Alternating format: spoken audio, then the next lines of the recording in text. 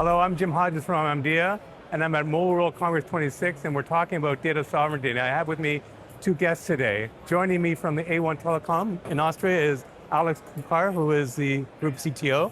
Very nice being with you. Thank you very much. Thanks for joining me. Also joining me is Oleg Volpin, who is the division president as well from Amdocs. Welcome, Oleg. Thank you.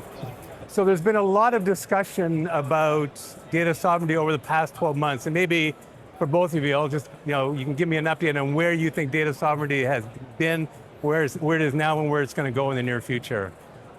Yeah, maybe if I start, when I see how customers are talking with us about sovereignty, there's a big shift in the last 12 months. I would have not believed it, to be honest. And I see three categories of customers. The ones that are coming more from the critical infrastructure side, and they are interested really on the hard stuff to get sovereign solutions. Then you have customers that are more coming with products that are done in their country, made in Austria, for example, and they are interested not from this critical infrastructure perspective, but that it fits to their proposition, and they want to have really sovereign solutions. And then there's a third category of customers, and that is growing also strongly. Let's say the sovereignty is not the key thing, but having an alternative for me to hyperscalers and the platform vendors, that's what I'm looking for. And there's big traction now in the last weeks and months. It's growing dramatically. Yeah.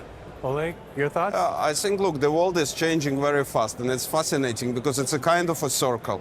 If you ask about 3-4 years ago, nobody would talk about this, right? Everybody was rushing to go to the public cloud, to be there. Everything will happen in 1 or 2 months. Yeah. Well, now we're 3-4 years later, it didn't happen in 1 month, and suddenly we have a questions, right? Should we go there? Should we go for the full volume? Should we wait?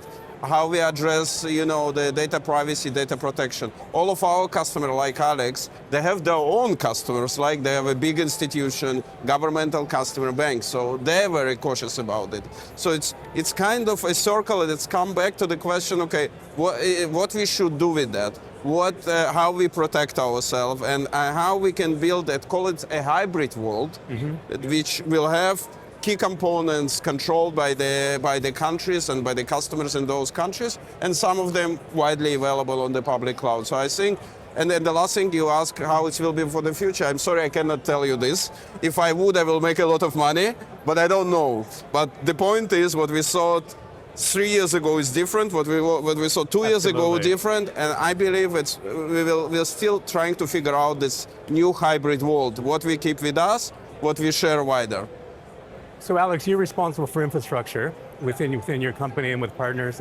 When a customer says that they want sovereign infrastructure, what does that actually mean?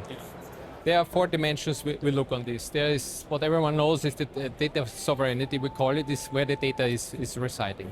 But there are other elements too. There is operational sovereignty, where it's about which people are working with the data, people from the country or from the EU, for example, as customers are wishing. And also even for critical infrastructure, whether they are security certified by the government. Yeah? So that's the second category. Then you have technical sovereignty. That's, for example, whether you encrypt the data and whether this encryption technology is also a sovereign technology. And then there is a fourth element, which is the legal side, whether the company is residing in the country, or let's say whether the company can be influenced by a foreign power to force to extract data to somewhere else. So there are certain elements, and actually it's developing over time. Yeah, and it really impacts all the elements in terms of regulatory, in terms of data management, in terms of infrastructure. Okay, yeah. So there's been a lot of discussion. We've heard from Alex about the evolution of data sovereignty. This time there's a lot more momentum behind it in terms of regulatory, but not infrastructure as well, but also regulatory. Look, if you think about telecom business, and I think people starting to realize it a few years back, it's a backbone of society. Yeah. Taking a very simple example, I lived in many countries, I have kids.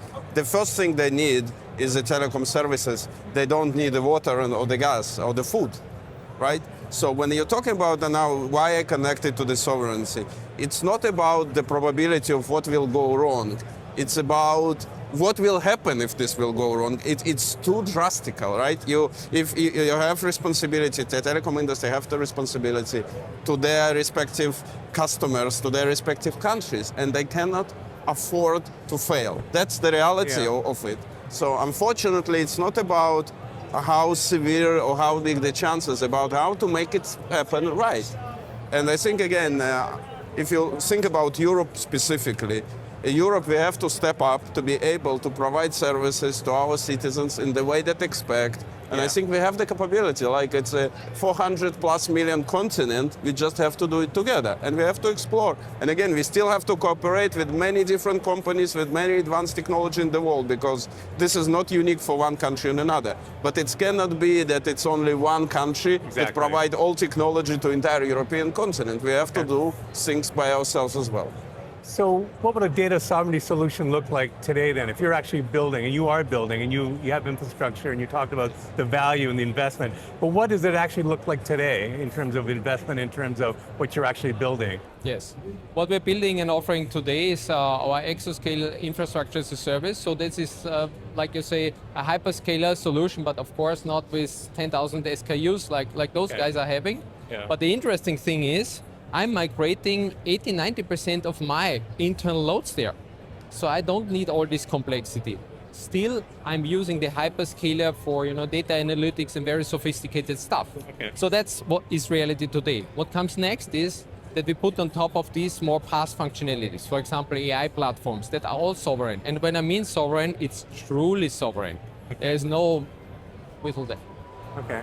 Oleg, what are your thoughts in terms of this? Look, I think it's a road, right? How to build it and everything. But I give the first example that Alex just mentioned. So we are lucky working with A1, and A1 has their own cloud infrastructure company, and we are building our portfolio on top, of course, of using public clouds and everything on this infrastructure to provide really protection for the key customers and to be able to expand. So I think we will see more and more of those examples going forward with our customers. Yes, and again, as Alex mentioned, it's not black and white, it's always will be hybrid. So Alex, just want to wrap up, and we have to include AI in the data sovereignty discussion. So maybe I just want to ask you, kind of where are we in terms of the continuum with what AI is being promising versus what's actually kind of being delivered, and where we think that'll go in the near future from a data sovereignty perspective? Very good question, and of course, we have more than 100 use cases across all our countries in use currently, but to be honest, none of them really scaling. Okay. So I think now it's the time. This year we will see first use cases that are really scaling, and I see also a different way of how our C-suite is talking about AI. Now they're truly interested to get certain use cases to scale. So this is what we see this year, latest next year.